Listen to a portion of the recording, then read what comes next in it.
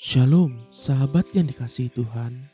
Selamat pagi, salam damai sejahtera bagi setiap kita. Di pagi hari ini, biarlah langkahku sesuai dengan rencana-Mu ya Tuhan. Sahabatku, pagi hari ini kita akan merenungkan The Buck Stops Here. Mari kita buka Alkitab dalam kitab Kejadian 44 ayat 18 dan ayat 32 sampai dengan 34. Lalu tampillah Yehuda mendekatinya dan berkata, "Mohon bicara Tuanku, izinkanlah kiranya hambamu ini mengucapkan sepatah kata kepada Tuanku, dan janganlah kiranya bangkit amarahmu terhadap hambamu ini, sebab Tuanku adalah seperti Fir'aun sendiri, tetapi hambamu ini telah menanggung anak itu terhadap ayahku dengan perkataan, jika aku tidak membawanya kembali kepada bapa, maka akulah yang berdosa kepada bapa untuk selama-lamanya.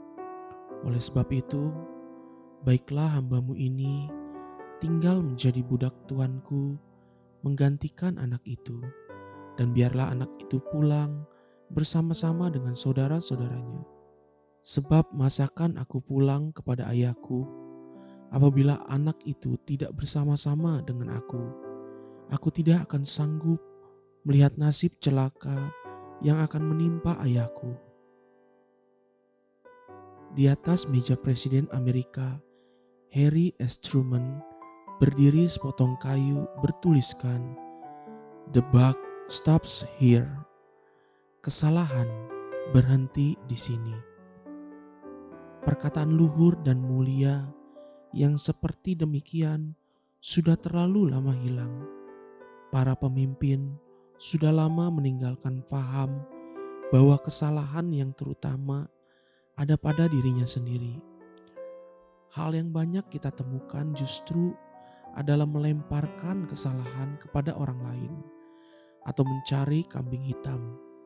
Inilah yang banyak kita temukan hari-hari ini. Beberapa waktu lalu, seorang reporter bertanya kepada Presiden Trump, "Apakah engkau bertanggung jawab atas begitu banyak korban akibat virus COVID-19 di Amerika?"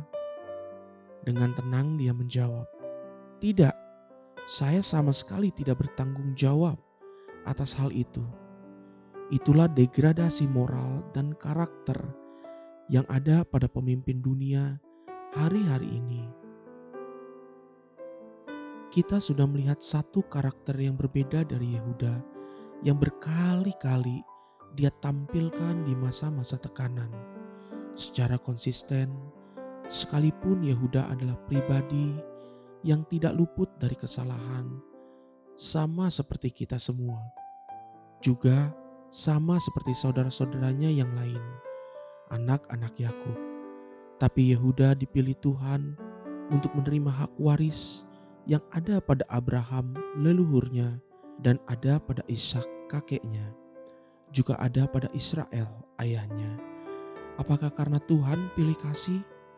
Tentu tidak demikian. Namun yang pasti, Alkitab berkali-kali menampilkan satu karakter yang begitu luhur dan mulia dari Yehuda. Dan karakter itulah yang ada pada Kristus, yaitu seorang yang the buck stops here. Dalam hidup Yehuda, dia berkata ketika diperhadapkan dengan kasus Tamar menantunya. Kejadian 38 ayat 26 berkata, "Bukan aku, tetapi perempuan itulah yang benar, karena memang aku tidak memberikan dia kepada Shelah anakku, dan ia tidak bersetubuh lagi dengan perempuan itu." Dalam perkara mempertahankan Benyamin adiknya, Yehuda berkata kepada Yusuf sebagai pengganti Fir'aun dalam kitab Kejadian 44 ayat 33 sampai dengan 34.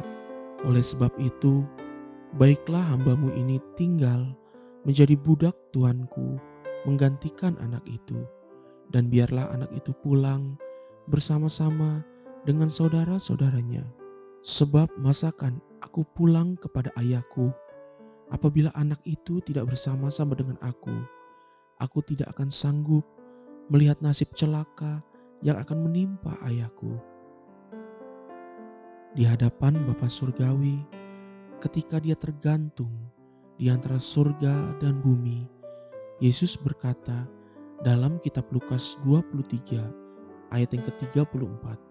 Yesus berkata, "Ya Bapa, ampunilah mereka, sebab mereka tidak tahu apa yang mereka perbuat."